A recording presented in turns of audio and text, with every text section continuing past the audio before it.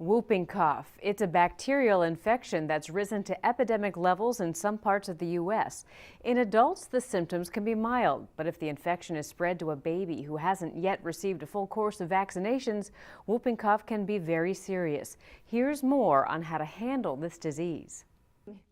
Are you being shy? 21-month-old Pedro Escueda's symptoms started out like those of a typical cold. He had a little runny nose and started having a little cough. But over the next 4 to 5 days, Pedro's mom, Chelsea, says the cough got much worse. It was nothing I've ever heard before. He was coughing and doing the whoop. He'd vomit. And he couldn't catch his breath. When they took Pedro to the doctor, the coughing had subsided, so they figured maybe it was just a cold or some other infection. But Chelsea knew there was something else wrong. So the next time Pedro had a coughing fit, her husband got it on video.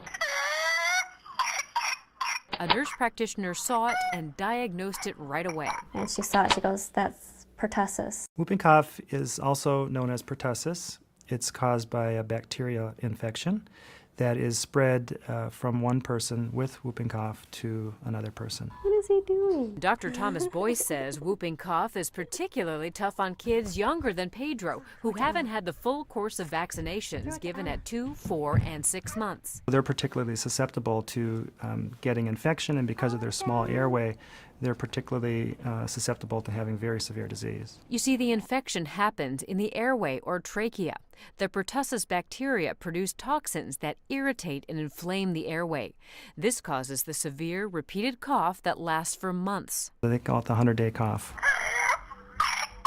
Pedro and his entire family took antibiotics to treat the infection and prevent further spread.